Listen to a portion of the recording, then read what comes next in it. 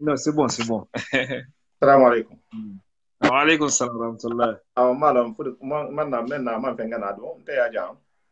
Yo. Be taram be fenga rim bete game. Ouais, Se na nyani no wona ngo parce que na sonda. inshallah ni ala hala ni na do me ya di ustadi. Alhamdulillah, bijandro, masha Allah. Timba ya do. Alhamdulillah. Yo sati do. Faida baro ngo sabi hadalan nade ba finetir ga oken kele. Aja ngol man dar ba wala ke Eh,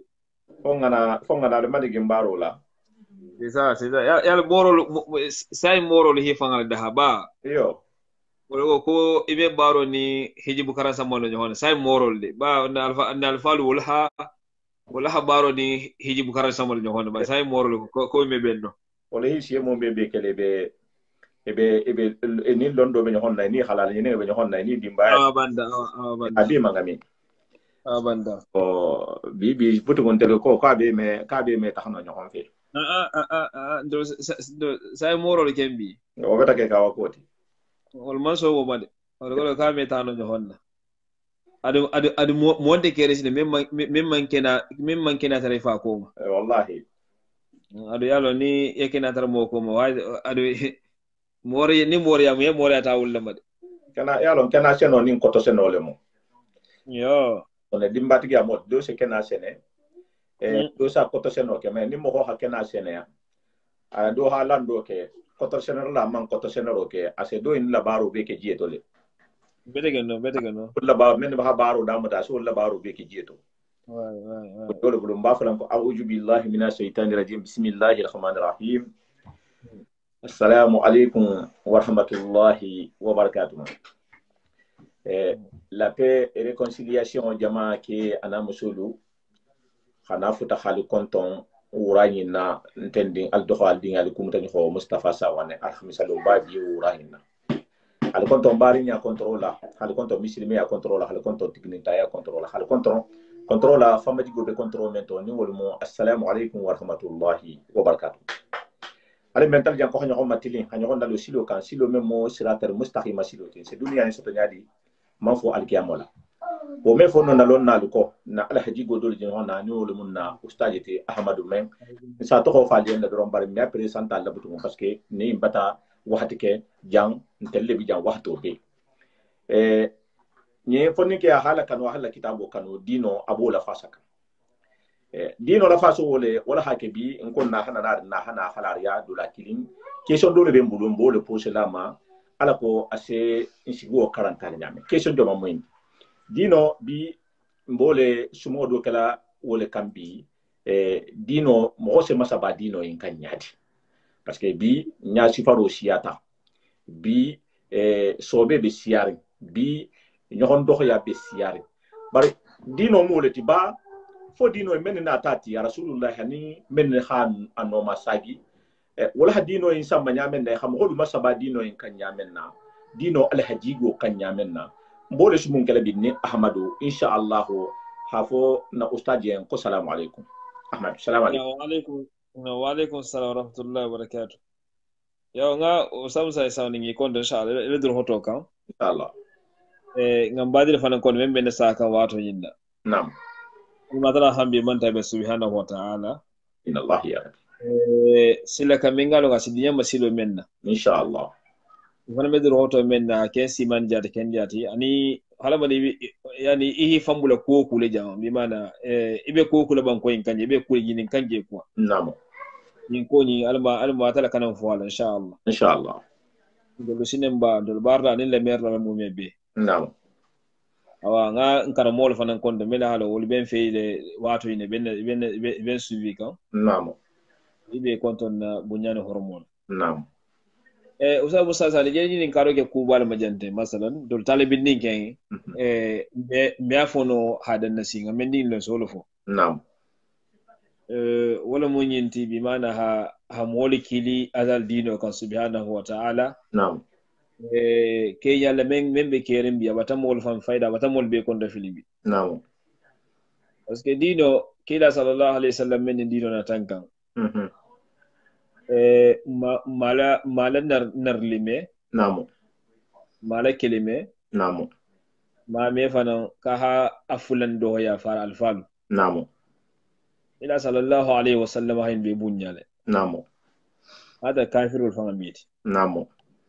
wa sabala ta'ala subhanahu wa ta'ala ko kila ko ud'u ila sabili rabbika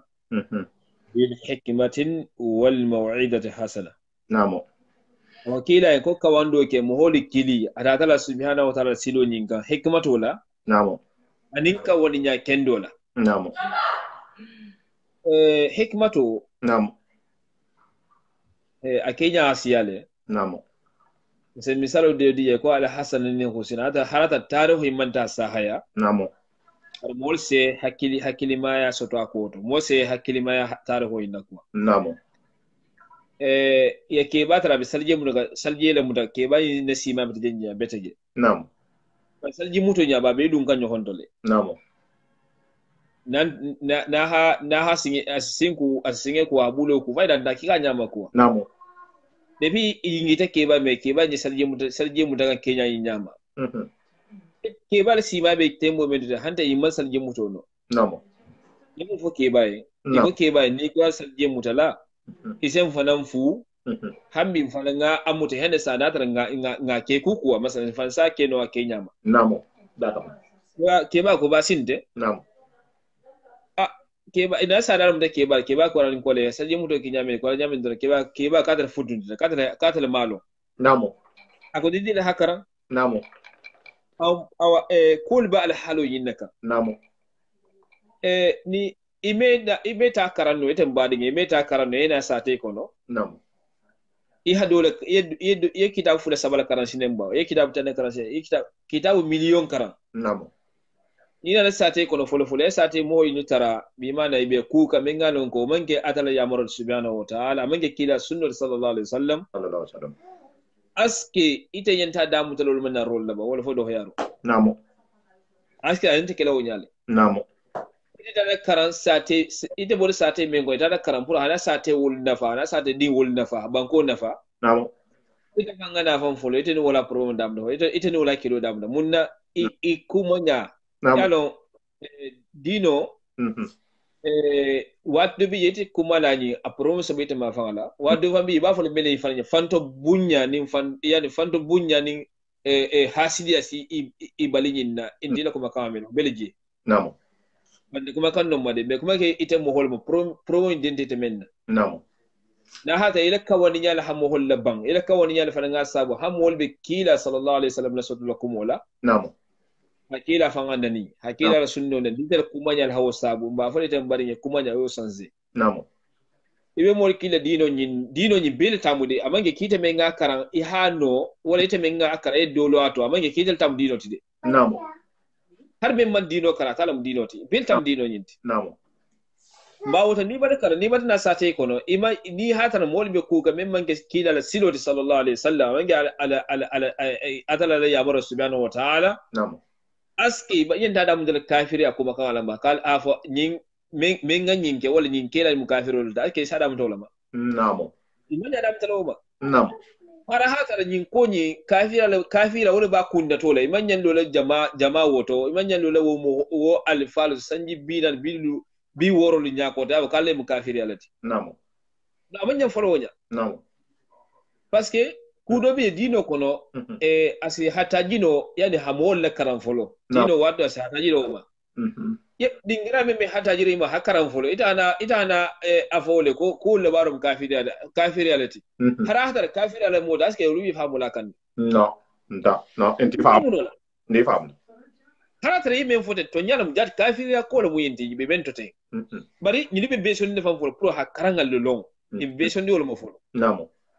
ibida hikmatolla ibe hikmatolla sala koy mi benno ni nyaade fitna mo promo mo do mo bula dola namo ibole savo ni o solution soto namo na tare mo wala karanga wala bi nyante kele folo bawta adam na mo wala karanga mo folo namo ha mo wala karang ha molu yani hakilo masusa yani ha ike mo holu to ini mo wala du ini mo wala bo namo ham hay haje fayda nyin taran sele be jan ninga nyin dande kele ninga kumo yin foyle nyen inde balanna abi rawtu mo sina kumo ko dam taye namo bari ni da sate kono bi mana ite da sate kono kila sallallahu alaihi wasallam a kurto ha kuntule kila wakelde namo iko mo ha kurto mo man kurto kundu kini falo ha domuroke wala ni wulo ha domuroke wa fi sawo o mo hoti namo ite da kawondo la bafina fitnol janna fitnol la wonya na fitnol ina da pura mol dema pura si dino faham ba fina da pura molu yani ha fitno bula mol tim lorna kendo sa ina da fitnol yo ida ibanna fana kila sunno len kena made itina dara pura mol le judu kila ma sallallahu alaihi wasallam ina tawol namo parce que to nya kurro kundu sunno lo mati namo abenne kitabu fi kitabu be ko na fa la kitabu nyuna bi be ko to kurro kundu isi se kudo sanna sunno lo mati namo par wati me itina to dore ko mu holi ni me man kurtu kuntu balolu bi mana ini ha fongo ke ini ha ini follow wala wulo hado muroke ko hafi sauti namo ibata imba fole ite yani aloho bila sunno de mari bayde ita manna sunno de ma kama namo ite natal habadin ya tinya hadino tinya sunno tinya namo ite natal walla folo ite mbadin me ngalo ko ila la halo beten na pour yo fahamu afani si sanse manke no bunda de sanse manka bunda namo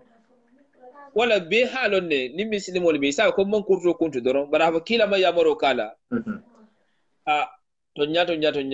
fan yalla ken kila yamaro kala mo ba fa kila ma yamaro kala namo par wati men to ma fa karanga duguni ta karanga retata na banko kan mil hal mero ke namo imanna ke ko tangalati bete wala be siyari namo ise mero ke jati bari ma tanga wasi yalle namo wodunga fatig banko nyinga siamo hobeti namo wule sata halla labana budu ko kurto ko ndi ko kurto kunto mu sunno leti ko mal ko ni man kurto dul sinando ibe sunno saboti kan nyamendi yo ko ni man kurto kuntu ko kurto kunto ko ni mu sunno le ko mari ko kurto budu hari madu namo handul fambi je sa fo faida malo ko fo se yani se ma han kuto nati mengalon ko bi mana kila sallallahu alaihi wasallam ala halu do ya doron namo wonna kuma dal menna da kumoti iman kumo foku imo hoyuli namo aflanyo fana abije fana iko bora yimbula namo wala ka wani nyanon fana se yana be complicated nge betege molse kuma mol kanje nyamen namo ha bora bula sunnol mati ma fo de memman dino karankede ana bula lonna ko meme mol filika mo fo de namo bani hadino karankele baje kitabu kona kila ha bora bulale namo awa ita badi memmi da lawo nyasi wala mo hole kana da mutai ma fa ko bora bula balolu bi mana ko mu kafiro le kana kuma kan da muto namo kana da mutai ma fa ni memma bora bula do ko kafiro lu mati kana kuma da muto namo na hatare ye men jewnya ba bora likan na tara be beson ne fula hakkaranke adamu to man karanga la fulo na be beso ni pura hakkonyi fan karan parce que kuma kan do to wonta dunna ma fa hakaran ne namo fa ta kuma kai me menna ata habaro nje menna ante wala al halu nal kuma kan to leje moko habulete tako parce que ni mo ha baba wa boralila wala ha karamo ja ha borali namo o megen to kono ita hana foyen ko borali ka manya hake ay go bitele mela wala antila mela wala antila mela tumala beso no pura karanke fol pura halonno na haji kitabu kondro tumala sa baba la kuma kan wala baba al halu wala karamo so tuloje abula kitabu kuma ko namo ba do be beso ne puri hakaran folo namo ba na tara abe beso ni from puri ni kuma da sameno fa ba ya kuma kwaye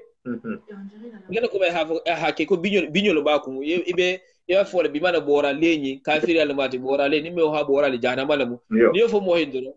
isa ata fangala juta fangala ata baba bo nya karama bo nya pa hawo beje bi bora lika namo isa na famula ha hata ha sinyin ma isa je si kila la sunno yinta ha do hoya ha fo ko bora ji ko ni ko bora bulo mo sunno ko ba ko to fanna bora du sin mola kula mem madino e nyasifa ça fait ki comme kawandi bola mem man kusan kawandola haralo do babul bara man kusan mo masabala asabo hake mo fanga butun atela buanyo ya hake mo fanga man kila la sunno la sabata ka be atela nyasifa nyama aja sifa nyama pake mola ko banko kanye mislimo de aman sila man de guma ko ku ken na tigo ga malo iti mo hol kan ko malo hafa ko bora ko ni bora bulo musunno de ko ba ko do fanna bora do sine ko ba ko ton fana ba ko do na bora yo etanya ko bora bulela inde ko ba ko to yani si misal ba ko to la tro yo ala ko sabotero do sabotero munna parce que kumo min dar kumo tika man da kumo nata iman kumo ke hikmatola men ga kumo faya ma kumo fa kwaye aha ma kumo hikmatola ba dole fa mi tabi wol tabi fanto baya la kande wol bele jede o mo kala mo hol be abe kala mo holuto abe karam baloluto wol fanto balleti namo wol se kila sunnolu dohya hakila sunnol hafante ata la farra kul boyi ila fanto bunya kamala wo mo hol bele jede namo barinde fem folo le kodo ba ibe tilni mari gole ba tar la jede subhanahu wa ta'ala namo ni ko jabaran to ngol miti fanto bunyi fanto ba meso to nyala mume ite meso to nyala burai fi hemen ji nyala ko fi hemen ji da alfala namo harata la fay ite fam manna ke ite kete mol de kud me ngalon ko imal alfala kuma le me yalla imol be ke nabi yo woltano be hisga alfal dafi namo alfal katta wol manya wonyani karanko do alfal ma yani ami alfal mi mangamino namo wolle jeni potimbi hilo isim fulo kan ko alfal la silo namo kitabo kirinti je semen fasarno asahano alfal la silo alfal koma namo ul halfal nyale minna alfal nyale mini bi wolle be sim fulo kan bi ko alfal la silo e man ka alfal la mera fangati alfal mela wona alfal alfal tema sele ko ni mo wasa yani e ko mo halmari ngini sayatemo namo wol hal falle min ne dingira beto karan ko sabula bi wolle be sim fulo kan bi ko alfal la silo namo dol dan kunne de namo de kuma ko fana made ba wo ibe tilni mari golle de kodinda ide kodinda la ide wal jadi inde kodinda la ko inde ko mi kod inde kodiri mari golle be jatilnda lele ni mari golle subhanahu wa ta'ala ide wonti golle ko kido ken manjenya bete namo awa mool be keri bi mena halo wole be bora sabote kanne hala mo wolle kawondo kan ni ko mo holi ko bora bulo mi kafiri alati ko bora bulo ni bi ma ni mo no bora le mu kafiri alati wala bora le se mo lu jahannama ito fu mo hoye ite jere fitno le dalaka kawondo me ke wonya atala ko kila sallallahu alaihi wasallam ud'u ila sabili rabbika bil hikmatin wal maw'izati hasana ikana mo hoda ni ikana mo ngaybe ikana mo fa fanan wati me lefta kule dum dawul mem mo khairoti namo ni be kudu nam mo hawul mem mo khairoti iyandi fan jam fal fa faro ni ngaybe ro ni nar romba ni to guwaro ni kolu be ni mo honyin ka ni hafete mo fanan kunna namo debi wati me kule ma ni do yale buranseri nyokon ma Maki ni mo mu sungoti afanga la sunyaro lo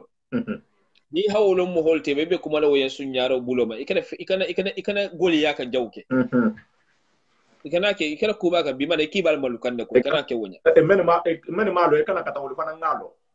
wolo sisa pro hakumo yala kumo wala sida kuma kan mo hoyene bima da kibal malukan ne lefta hal malukumo fa yo kuma nyawo beleje namo ikano fiske tembare ngelu adinga yani hinno soto mo hol ma kala hafo ni hala ni man kulo abe beso ni pour halon yende ho kunto mor yekumo fay doy pour ko en faham ba ni mo ho man kulo man le fana halo fana si ko di wole kala so woti go hisamba har fo wati asinyi mo fa même fan be beso pour halo fam be hibeto kala so wala namo parce que abe mol ko wul ma along iman na le fi fan pour halo fana o mo hol bele jede wul ma adam de sayma bi kunde de be ni malam ko namo e mo jodi bi asin fulo kambe ko dino amenya sifa nyala o madam de bi made yo ko dani ko mol sa wuli namo bi ko mo bula ni mengo la alfa ni ka ko manu ni be balori sa ko ni mumo karamba ni mo be lo karamba ndinya de fadi nimbi ato bele mbara bu yiti kada gole ne muni karam fana manda yen ni ma ni so man so be alo ne ko namo ni hol je drogo ba ko ne biya nim fugula bi toncholo ndi ko wala sike ko ka banta wonta de namo din do kulungo mu de penunde woli de keke ba da kulungo tibi namo parce que dino a Kenya bele be kere min yabe do lebi a Kenya bele be a Kenya bele be kere min parce que do bi ni ha kulo fa ka kulo Qur'ano kulo fo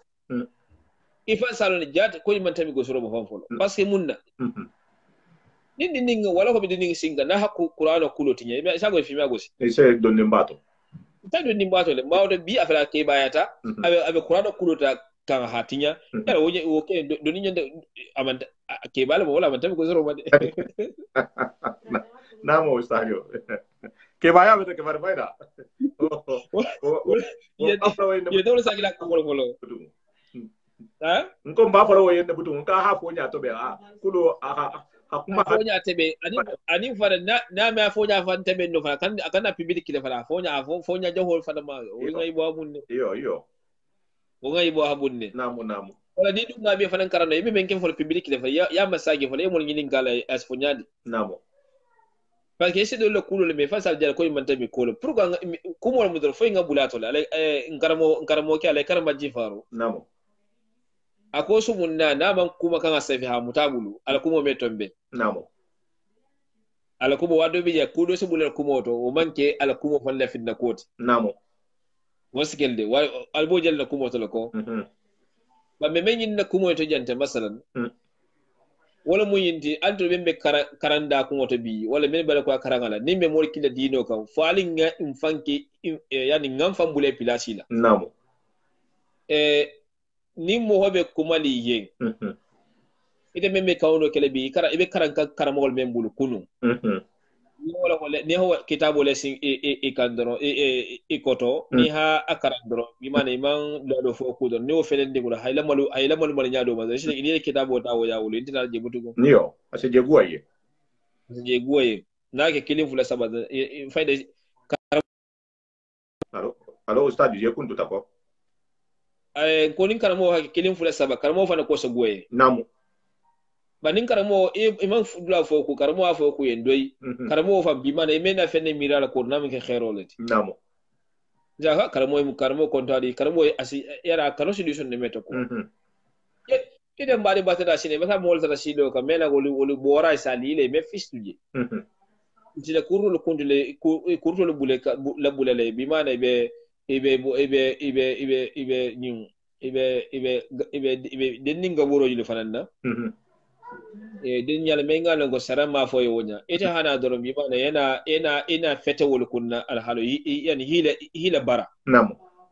kala man de baro ka har ya memo to nyala misa betu no hoybu namo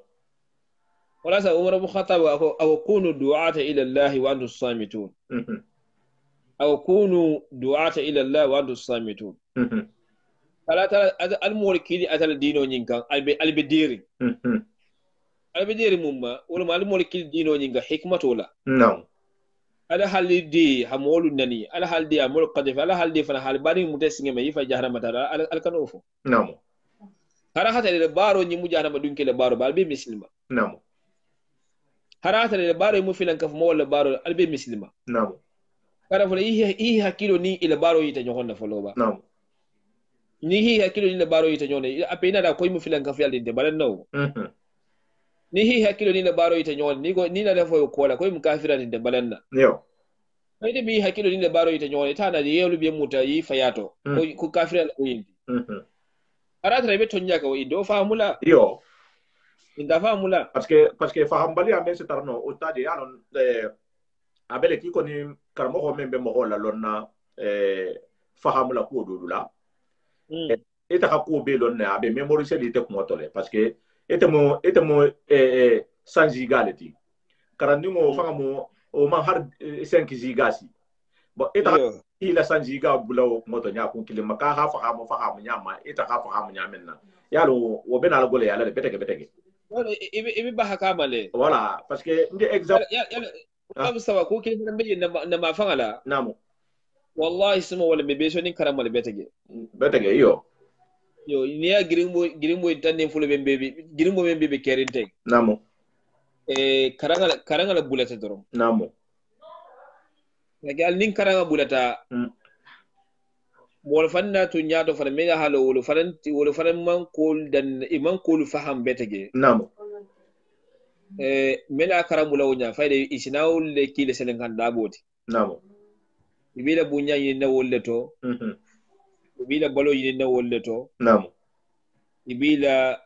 horomo ko be yin na wolle to namo mela karambula wonya wole se ki franye selen kan daboliti namo ni malo asike wole se ki to len kat katlet namo ni na ta wol mu hol pour hi wol mu yani itele baro men kante ani le man karawonya pour ha wol ya ko nya ita wol dro vansi podne hilo ko nyuli mu molle filalati de mo men ko ye ko ita mbadi nge men nga bo mo wol ko men se ka wando ke Kenya men ngalon ka manyi me ya bor men didi ma folo wala mu indi ko ni la ta mo ka sate ko ne ya ta mo holi ni mu me be idolla ila miro to oni inya fu le fishin dal jat bay to le miro ko nya kelinge ko ni halaka asitoro kulo le sima na'am o sabule to be nya kelinge biti tawon na'am ni de batna sate ko ite bat tawhido lo na'am ina ta ikani inya fulo lakade no ko ni ko filan kabi no inya fulo inya kininge tawu no ni inya kininge tawu budu ni haje ko ibajilla ha ko faida ko ni be ko kili no ko konde sine ite inya kilin tawu ko men ne ibo le bara wotu mole no ibe dun ni to nya do ya ko hi hakilo ni koyi ta nyohonna abi men de altala subhanahu wa ta'ala toro ni khairu abi sabatal bulu ali al nyafulu laka na la hamen ni na uba sotulan namo ibi dun ne ko no nya do be pagete i nya taw mission dole kamma yo o mission ni bol tamale ko no nya do ha afamula hasiya namo bari dina doro ite i nyafulu laka wering ko filan ka fiala mo dalon ko inte mo kristo me mi de mana yo ibisi to sagin je dal mi de me fa yana fo en ko fayda ajenya to alman la ala baten ne tout ça là bon fayda to nyato je imalla ala bari itul hakilu mo jeno namo ide me hakilu haja fa imalla al talala ni ta man kada fule yol ni hakilu ita ila baro ni hakilu ita nyohona doro ita hana inna doro ko dira ko nyuma ko kafir al filan kafira mo doro moro ay be gali mal namo ima hikmato kiji namo fe hikima do biyar fi hana pilan Allah anin fana yana kuma kendo fana fo mo holiye namo bari ni da doro ita hada mutai ko Allah mu kafira ti doro alon ko ite hada ta be to nyalla kan ila ko kano so mu wol sonde meto al hada ta be to nya sikile to nya fana gan hi bay wo bay de namo ba o ni le fi alinga ke yani ko kilindi falinga yani falinga moko ya fana fahamu la fahala madinge naman ko fahamu alon ka bo bulde naman ko fahama bo bulde abele fara ke ne te fana ko fana fahamu ba buli nyamendi ani mo ko fahamu ise fitinati ata hamen janya bola ande bola ni mo fana man ko fana fahamu alon ka bo bulde de biye ka telefoni hani ko yani yala fahamu ko yulla ko nyas ajuta nyadi manita mo ke folo dron ko fi hana le ha werun dron ni ha werun nga fami werun nal hara tra beto nyala gasi weru namo ba fu ngal nga hikmato ke kol de beti inshallah wala mu conseil après ni sena bula mo fana nga men mo wala mu fanto balleti namo wala Allah subhanahu wa ta'ala wala fana hawl fana dawo nyale namo wala inyasi ta to nyaka wering ibang indam ko mo be ba hami nin ko be se continue be sena na wala sumun bi kumo men be nya kala ila inka parce que ustad ni hadin ko ngana sumo inka parce que bi be prelin ne kabrin kunum bi fana be prelin ne kabrin hawu no dima ha tawhido ntelime me akaran non fanye ala ko nya sifar ladu isen na fahamu ko dula nyamen da satara iman gijatege nyimbe bela wuli kan wala ma parce que mohoma sabala man kan fanga sabala kala to ha ko isen lombi ou bien ha kurto sina donc ndo same le dino e rasulullah sallallahu alaihi wasallam altala ko muhammadu men ka ko muhammad ka daji go hani bon ne haje bi dino e be sembo sotoro bi asembo bubu nyaka har sini afatanta mo holla mo ho men kata lonnati e kata famba digi mo hoti e kusanyata nya siparo liya lem mo holu yen e ha mo holu masaba wala hake bi nyabala mo holu be kerim bi parce que ko be kerim bi mo holu be kerim men bi servikan dino yinna e bi servikan dino yinna hala mun kan parce que itele ha intérêt dole je dino into itele te dino to ko parce que ko ala ko muhammadu la ko wonte de itele be dino into e bato kudole kan itele fanga la ko la yelo ani itele fanga mo holu groupe bije e men se isi balu soto menna i hakuma fu fo le wori go kala damba ta polo menar bo wo kono la nim mo holu betana bi ko ma telephone nin kelu albe dino e nyasi fala nyambi ha nafahamu ko mbe sila dolu ke kan wolunte kenya woti mo hoyle du men be dino e sarbi la dino e ne be harji henyi nin kam mo holu bulato wo man di wo e betege kalabantelu wo man di wol ye awa wolbe mo makono ni silen ite be je ka wando bola ha ben tawhido buloma do ya ko do ha boyta ko o kafiri yal moto fongole wala hake be na wulla wala ma ala ko lonna du kawandi bona se kawando ke nyame xam hodu masabala parce que o fana ise kawandi ke be bo dula tilim bije ibena ali den nawla ko nga ahmad la kawando bo kunu ka ko ni menga keten ko kafiri yal moti akede modu ni na fontema namo ise halamaningel la fan ko to bambangal lom memma ay sigi dolda fe ako en ki karne min wajje fo ako mbawol ki ikane ke ko karide ako jomode ko a hanto fo namo ako en ko dunga mum fo ako ko alfal be filtale namo ako nde ko alfal be filtale depuis ala handa nen makko makanga fo namo afanyata tate ha fabrique iyo kaniko ka ha tunkan hata halanna namo awo mosi wasana mi janga kunda bari be yinarin na fa atala be konti bolele ko makan lalle namo pagani atala subiana wala nin jom malon sagu ku keni sagu ku forsa bulala namo bani ta halo ni maro be benna be konti bolele baro la ne fentula je fa yinin kala namo il faut que mo wado be kay taw yefan yata ya sarfatite namo isi hakitu don ni fana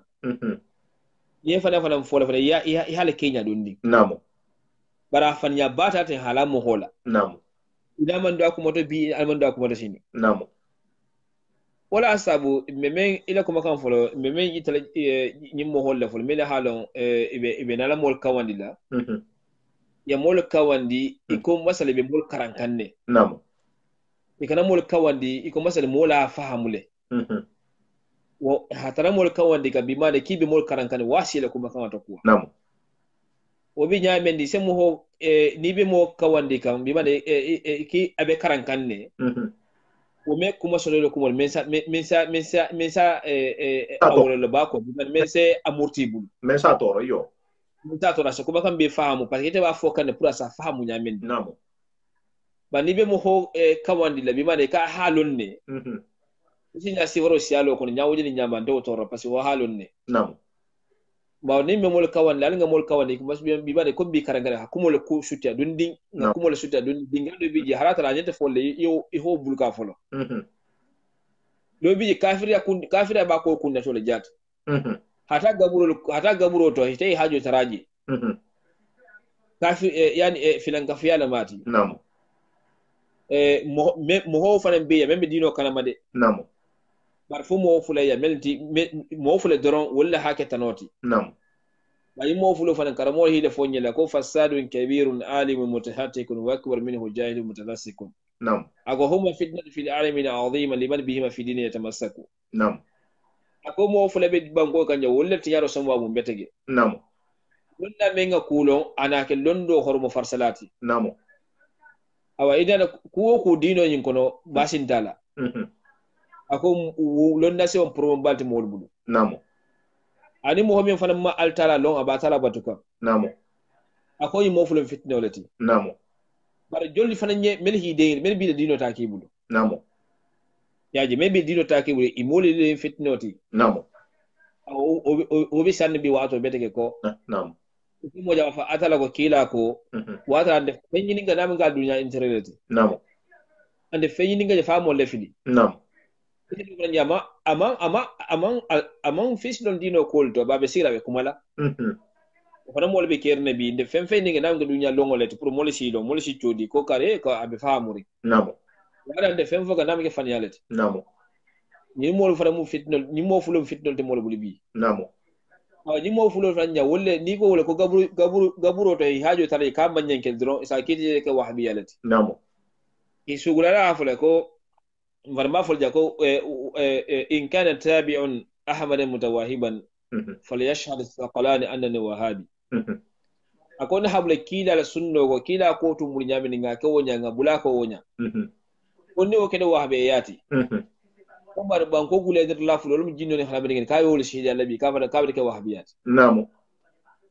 hable kila ko no kedo no mu wahbe yati namo bawo don fana be halabe ngi jinno la shi yalla bi ko mu wahbiyat de parce que wol alfa la siloti hable kila ko sallallahu alaihi wasallam yankara wol al akhdari kon namo ko ngalon da ginen nga yaha sunna mo sunna lon nalla namo da fala ya maro kayne ko ngable kila ko namo bat hable kila ko ni wol mu wahbe yati bawo to afelet ngel wahbiyat namo parambole parambati gele ambi mbejele awa wala ko kana tabi'un ahmad mutawahiban falyashhad ثقلان أنني وهابي نعم أو ثقلين نعم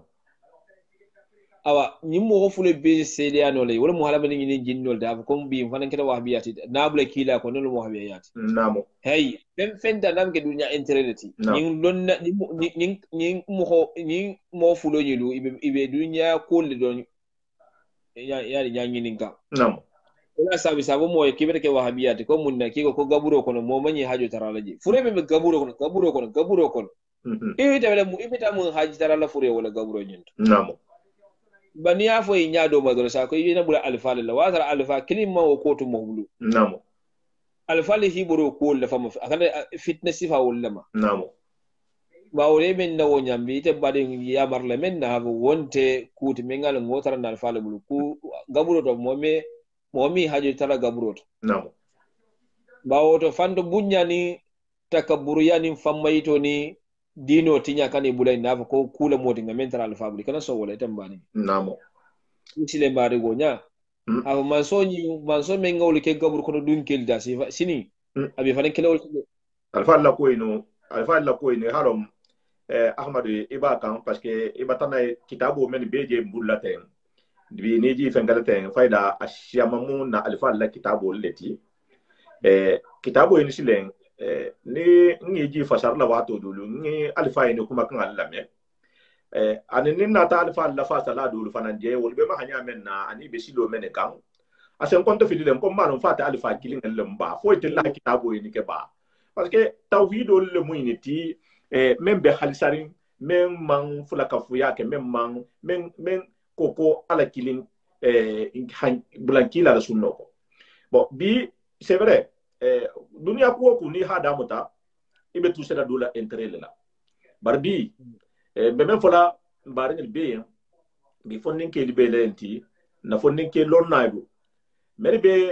dino ni be makan fillahi ba ka donin ko namo ni mo lefta alfa la ko lon na habo yani tiyar la ni fitna tiyar la ni bulu namo alfa la kitabul be mullo ndew so mo len ko ila fa alfa lo ne kitabul tade mo men se ko malere kili lere fula ine alfa me man tafula yo o sikino fani ya folat yo alfa me mo yo isa alfa anda fula de alfa namo ba fa kilime man da fola banni go alfa le kitabo fele jendo badalo nyin abi kuma ga alfa men le kitabo men ha kitabo mo karan kitabo ne yentu ko mo fana ba wal fa ngol lon ne butugo no bayda tilo mu ide le kumo be alfa lo al ngabla sila ko to lo gal ngal alfa tara men alfa jon inda fola kitabo le fele mbul ni afo do alfa ni alfa to fo don ma to bodo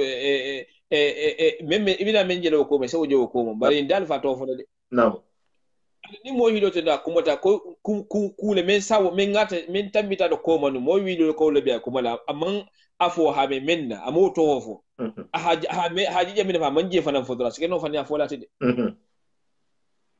abe kedo fanya fola tede abe de aske mo melo ko abe mo be jamfa kan ko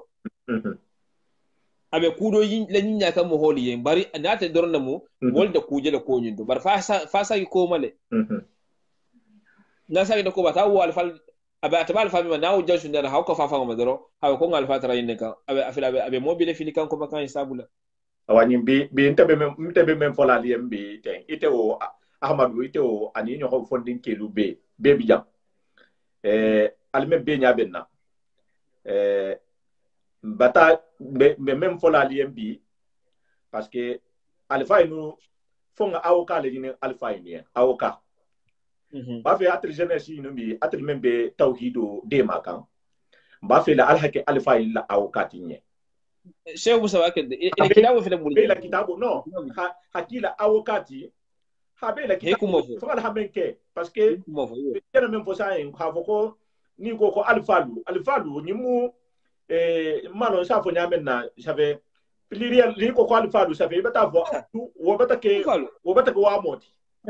donc o me fenge no quoi bar alfajo ma bo wala fa fe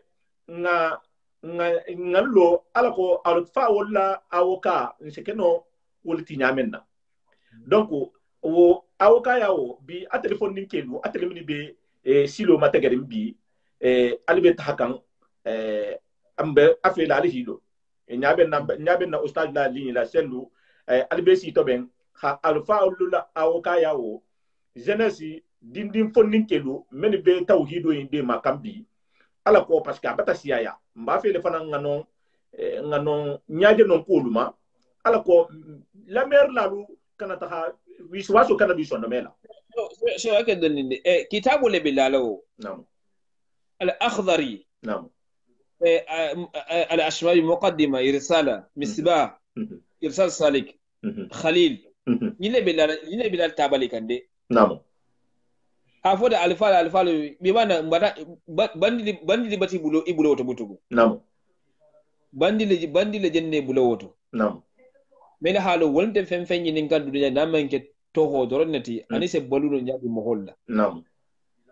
ani fana mo yani se kuntiya sotuno nyaadi mo holka wolle benne o doronnama nam adu ime kuma kalimatu me yango ba utiliser la pour essayer jama sotuno nyamendi wo me o man sotuno fi afukal fal nam hari publicité la mo ku dole bije ma sa balontana dole bije wonya ni ha fendo ta wonya ya publicité ya fongo tan doron isa ile kileng na sisi akodi iyo balontana me mo ni wona na sam do dun tan wala parfait dum tan doron e fodo tati ya ne o publicité isa je mo sa san ko munna ko balontana kar badasan nam awa nyuru fana mol kono bi wolende fen ni ga dunya na manke dunya da ha molati nam wala hajo bo dornal de dunya da ha mo doron hajo bo la nam ana ful siyama ne toba ajamal toba amuskendel to wala hajo dunya da ha mo wala kemma wakkali ke la harake tahi jani hayjani ha hifing ba dunya da ha mo kende fo lela nam ila e baw defendre la jusqu'à la mort awa wala bonyo wala jini bula kolto bi mol ko abe witana alfal fan tohota ha ka file baro nyimma nam adu ni ko moy kila alfa adu alon ko bi le melal ni ko moy kila alfa ngatara ni alfa na alfa be inaka alon ko wo bon so be le melal nam ambari kuma kan taga ne halbara itulofone intrela bari ite kuka naminge to nyata nolti to nyata no doron naka parce que alfalu to yi parce que bara do bije ni hake ko alfalu asike alfalu yen to tinyale te asike yen to tinyale te parce que mogobe bara do la abe kuma do fola le londo nyin kono ani ko la tamanya kono abe kuma la mogo do lien wolu fana mu lon nal leti wolu mu alifati gol leti wolu ha wolu lonne bar daji goyi ni hay fo misil mo dolu nyala aba fala ko jafa ko illa fa trambe barakanten aba fala ko jafa ko illa fa ma muslime ala ta kama mala beta ke to a se ke sabu ti fana ha mo la sikka ila alifa kendo inde fana to parce que ete ma nya benna e ba fo kan ko alifa lu mo alifa o men joti butu moro ni na ta ma nya sifa inje mo la na ta fusin ka ta ho jala alifa la halo be ka ko yarne ma batara alifa to ti nya kono halifal to ti nya ni fa halifal fana nani voilà ise moje bi morol dafal morol de bante men fo nam ningo morol do mbatta hanna alifalu nam de ngolla moriya lonni nam wol ne mangi kala banditi mangi kala banditi fana lawo kala aki yole kire yole fana bayi manson dun kili hidin karan kala banti yakul hada ake do isidaji go dun ke manya ngel kala banti ala muyin nam har fan yaram ni yafu alfal sidaji do koy mu fana al ke manya fula nam ye mo be da tan nyaadi banko ke be sire ite balu gam fana dorne le ine fangil ko morol miti nam bawo dal nga fa bi morol bi moro dolu isere le moro ya nyimbela naje kudo bije ibe binti balandin o ko linya nyo ko tamiti ron abila gulul faral nan wala sai ibe binti balandin je ku jaman na wala alfaluti binti bala alfato hollo ko nyinya kuri to be ko bitirin ko men kanga kamo ko men kunna pour mo kono ko toje par wallahi suma wallahi halabadin men ngalon ko Allah subhanahu wa ta'ala amma da yani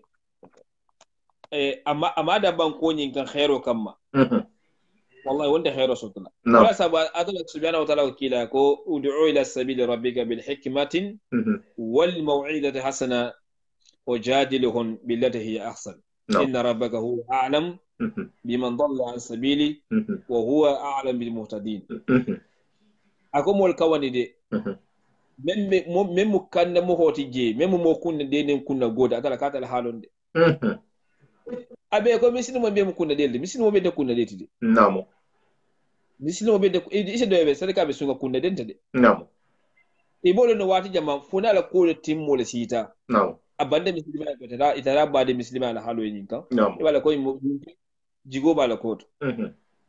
par mo si tule jam bango ya balu kam muslimana sibiro do nga to na den ala den no tema après ka sura ka kafiri ata jahannama nam maskino le nam ma wodo adala subhanahu wa ta'ala wakila ko mol kawandi doron mar kawande fana go e hikma do ni kuma nyanyi ma samma mo holika nam par mem mo kunne de ni kunna god nda tala halonde aw mol mem fana batala fali kebbinti balangati ko kunde tambide te ina da kuwo kudi ni go atala ko kila go passe mol ho bodu dalonde ani wota dalonde isa ko yije ko habi yallati ala hakilti to de aw mba dingel mba fole yen to nya ila ko makam abate me ibe men foka abate me jati ibe baro men kan nyata imalo haba alhi ya marawla nyamen kati halonde nam ni dum malum fana ye kata yi mo wala fana ne mede ikada bule ni dia ko dunya mo wato le tide wo be sari dunya mo wato le tide ida to dia jawo nyandi ye kol do du nyoto jawo nyandi ba to bole nyokon tolde mawodo ni halo haba ko ibe ko men kunne ibe bitirin ko men kunne ni halo ndo bi bula ko nyimante e wula kunne junna jere sabi tarraje wallahu akbar ni dungal ko kunye war fana mo wolbe nyini nga ko to bare se continue ko gala hiya bar ni dum malom fana alo nin tibri ni karo fana ge tulo mo holle de namo mo dino mo ya tambita mal sayi de bi kunu ihi lo tan de to kuma le kum feden doro ma fa atala ko kila ko tambita o male tambita o male na alfalu fana ni bi kana kida wasa atala ko kila ko so lo foye me fa kum baba ko isa atala ko kila ko namo bata mo fana jebi fam mena lo wulumu uljene ke fanto bunya fanto balleti wol be chegele bi ni ko atala ko kila ko ikisa ko mengi kara ki hafu bare mosto folo wonya lu wolundi har ko ni ko kila ko te sallallahu alaihi wasallam ko ngame babala ko habe babala wabe je so fono na mi lo tani ba fi mo la tutia ni ha isa fola kila ko sallallahu alaihi wasallam be hole lo namo ina tite yininga ile londo silsilato la shine ita londo mute nyadi yata ikara ukar isa silsilato fo to mole ostadio ila kumo jam e hamoria kumo fo jam men sai yo nga kawando dole la be mbari nga man ngo dole la kawando la me kuma afana kuma ta moria ko men nyana kuma ka nyame na ko meni ba fala na alifa la moria kele ko ba ki fana mo moro leti ana to peti akoko alifa yinu ba be dula be de ko alifa yinu bar ta nyame nyini silanta ala nyanya nyini halalo nyini nyame akoko moro akoko wot moto har mo hot dun ta di etana mo men lo ko ni dun ta di noto ni dun ta di noto kise mun fa ya halon ne abata ko be bula abata ku kuru be bula abata silam ala nyabe dino le doron kan ni kayen ko ngata dolo ko kar sa dun kala kilike ngata kuru nya la ko ma dalta kuru nya la no aka fnyo ko fa sa ko moriya tale sai ko katale moro ti sai c'est-à-dire wo katale moro ti sai wona joti ade ko mo so be wo ni ko moro wo jere ke mo so be leti wonte ku kuru kela wonte ande fan ya kuto ande jam fa kuto ande gene kuto wala ako kawa ko moro ako ko moro halal yini ke do wala bare jango se me ko sare ke mo ne ti do yo wala ni alfal ne sagite banko ga sayente yo ibe mo sana bayla loma si amana be sate bulala ibe mo sana bayla mela ro wala ate bulala bar kala banti sene biti nyaadi ko lu kunda fa alfal nam wala suma wala ustadu mustafa sawa ni alfal le kitabu yin kana majisu sigi kitabu mel kunda ni hakara ibe ise mo hol beja se asike ki kotilo loteka namo isi beji cew afo inde ku defandika namenke duniya da hamo inati namo alfa kunte de i alfa ko yorke lan tabura ile marchandise se marché nyamendi namo inde alfa ko to ida da ku ni ko bora bula ni ko kurdo la kondu ite be bora bula nyaadi ita wandi musol de ki bo keno nyaadi namo ite be kurdo kondu nyaadi wato wala abini misirol tema moni hilon wala ita wandi dinga deki namo kibe nyala ba ibo keno nyaadi be wandi musol murtilo nyaadi ibala halo wolto namo haratara ibimane ma fodi mo ben sake ma fodi ibe mu masumol ibe matangarne ko kurunke mo fodi namo bar menga sutu ala kuwa menga sutu hi fantanga ko nyine wala mtama sedo nyinti namo har muso hakke dulu la fitna inde Kenya nyima nibe Kenya ma ise miringa sotole ide betara ala halu ni kan nyaadi ibe tara Kenya kurul ka membe siyarinten pour que ibe ko be le gosida pour ici Kenya la soto ici Kenya la soto de ndaje be ko la gosida bora bulo yu wahabi alam ko dukun wahabi alam pour to isi yambang al sosoto isi yamba sosoto al soso gosa droit isi tabela awan bari aljetale de albe malon ni fana inshallah al sila al marugo nya ala kol sago mutade namo ala kol sago mutade ala sala marugo nya de abisi man so menna ni hake ifanga ye ni sagi te fa ni da continuité fa te fanga ye me ku larabe ni kun kola mo yalo ni dole bije wol jana mem mutata wol jelo mutala ni han ila na mejan sai ja fala ko poro barin tela hajo be men nan tela hajo be client men be bul lawonya jana client men ma lavage de cerveau que men lawonya entel ba wala hakulu fahamu ari tel ma fahamu no ada chef fan idato hadi yo asia uroso bandiduti namo roso murtani namo ni bol Senegal ani murtani tema je la frontière bale bi tema ko namo bar datu didi be no iki wiyata jawje sila wala mutela namo indi keli kan indi go senti dan ba golo ke bolo bolle namo awani mol dato hada sawulti idato hada sawulti mbari me men fola len ko alinga kuni sayi alinga silo muta momo ho ande fenfen masasanga naman galunya da ha mole ali lo sine mole kono ali pour ala hada ha namo ala hada ha dal mo ke doron abada al tutato inshallah no ubatabe yamba ti gida tay la fol pa tay o stadio e kubo fu nyawu nyende pilanga bibulu ise mole hakilo masasa menna namo ba wato ba fol nga fon ba dingelen ko ni ina da sate ko kawando la bol bunya ila ko makande mo fona hormo hala mani mu hormo tan hada kafiro lo mati namo ko kede kano tuje de haratar bi mana ko ni abulota da gole ya guli parce que idal talale yake do ta eta o kan do ini ila mo lo bol ni honna do khero ya so de ila mo na fa do khero dastale namo e kade le sate mo le fanga khero so do ila bungol mo la soto namo ba gen dar continue ko yin kede ja iko continue be qur'ano kono men la hankili akan do biji fam bari ngel multi namo do fa men te fangol fankili ko fi hakele namo do biji ko kiya kele do ki make namo nous la sumu kenya men parce que fongi na fale nga men do namo ay kani bori mo la mo hol me kani bole mo kinti le mele kan okay ifasema iko wele ya ke drogoto ha tigna ke drogoto da ti ni munafa namo bare habide sado sar fanto bal bele gede namo wolinde atala mo da fisga mo namge takabbur yalati wo mundi bi bana hiban to nyama haranya haje to nyama aiba wo be sate be ko na be lobe made namo anim fana hatu ha mol fana ke mo hon dingeti namo nin korto be mo folani ya me mo la be fanto ba namo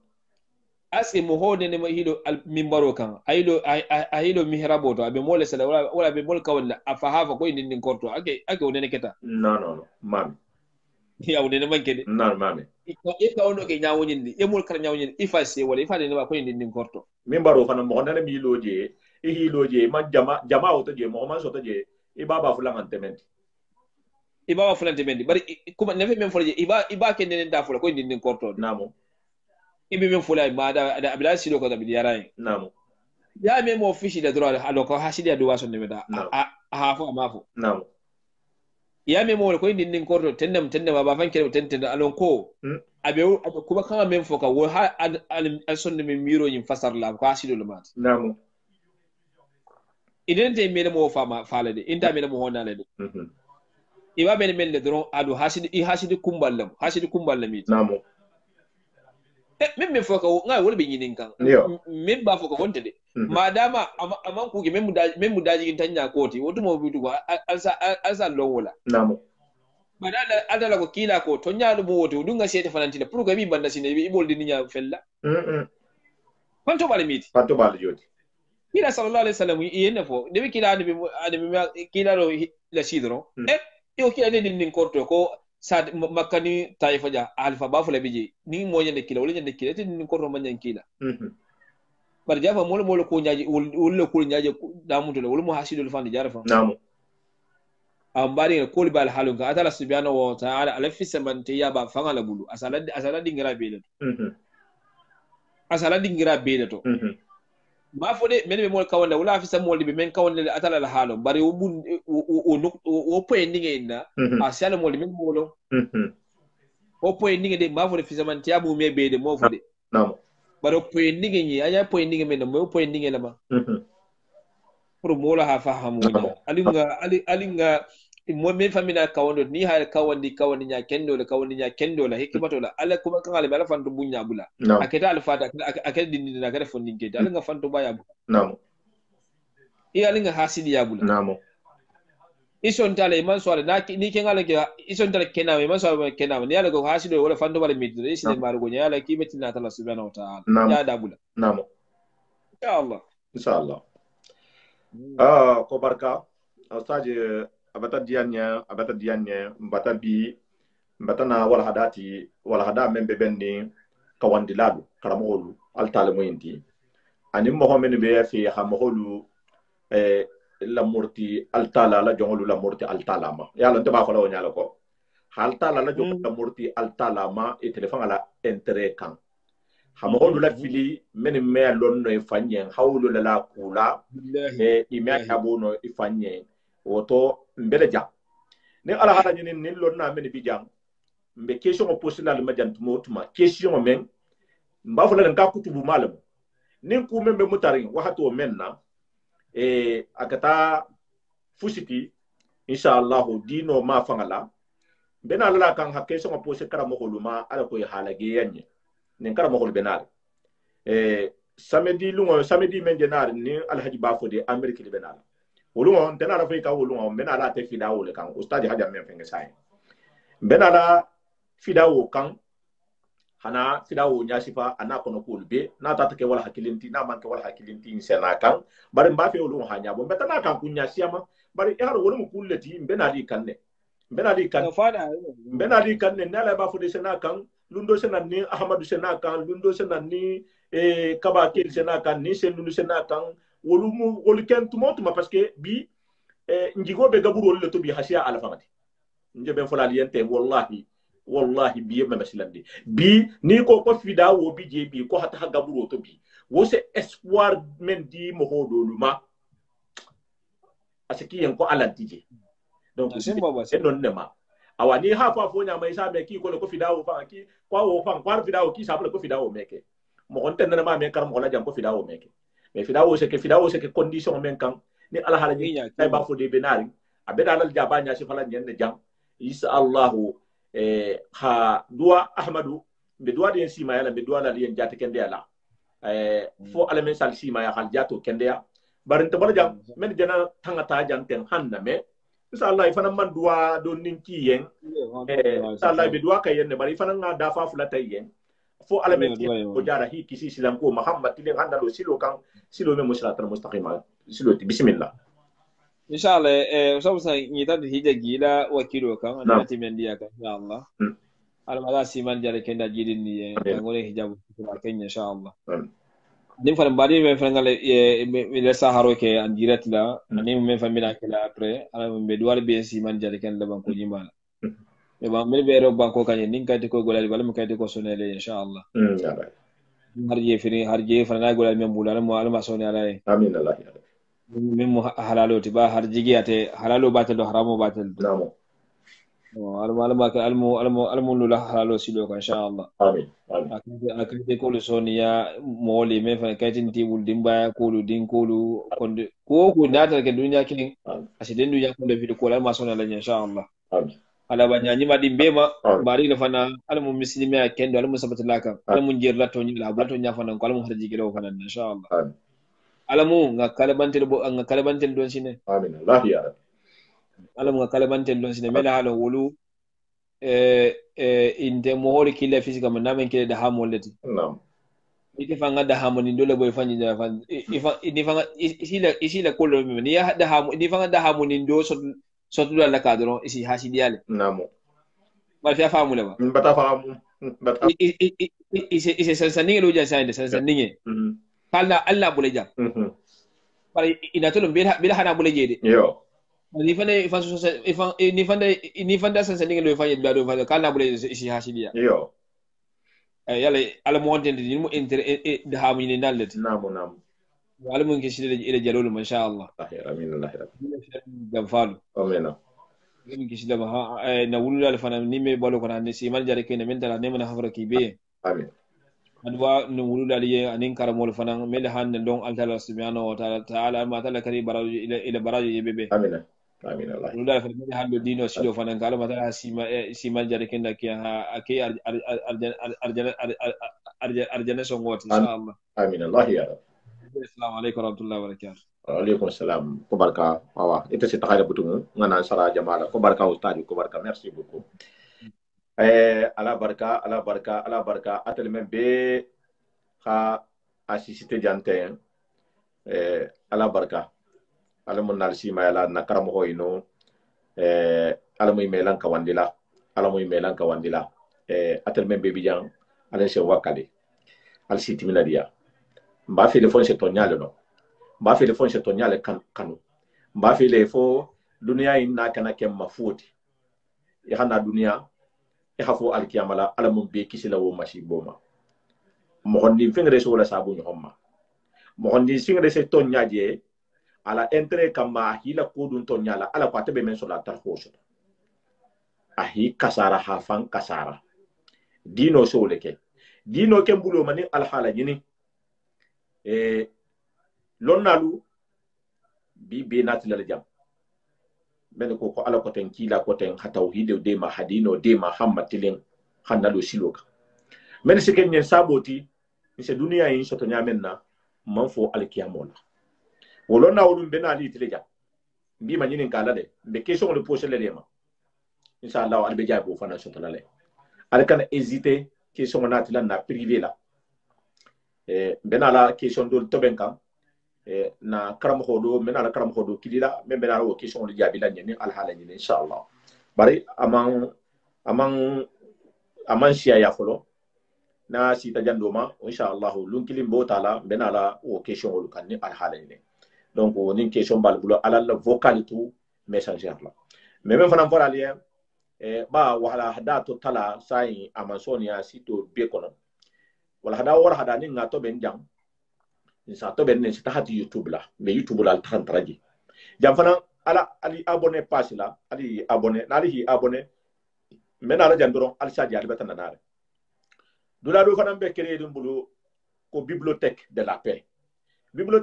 en whatsapp lem ni whatsapp numéro be men bulla iba fi hakawando la mohamed kuma je mohamed message la tahdi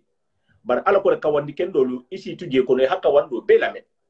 kawando femfen nin nga to ben jang nin nga ta dula kuta nin ken nga to ben kawando men nin nga lon ko yimu kawandi leti ni mulla me talati misilme dinga bulu so kawando lu bulaleti parce que kawando lu sai italla do bije sa bane kay kanana ti yo mais non mula pe bibliothèque leti ni whatsapp numéro be men bulla ala na man na privé la e ha alna mani hala na ma ici ajouter je kono je c'est la ka waxati kilin ne comme sali waxato wolu haje la ka ni men be ñon konton na al se ñon konton waxti continue to tilifula kono je c'est balantugo photo kunti je video kunti je fo video message whatsapp fo youtube la video dun ateme la téléphone mémoire ma ame pilasi ta téléphone la mo ma wala fahamu ame la mémoire ma donc wala mo ni memba fi hatara non kono whatsapp buloma whatsapp kawando be se taxala je inshallah ni hila numéro nama privé la inshakata hibula je kono afale contene aldo al dinga ko mutaji ho Mustafa Sawane alimbe samedi lungo sibito lungo ni alhaji bafode inshallah ni alahan siyama wolu ngom bena la fidao Kenya le wata la wolu ha wata ha ke muslimol be bulula inshallah salamu alaykum wa rahmatullahi wa barakatuh aldo al din al ko mutaji ho Mustafa Sawane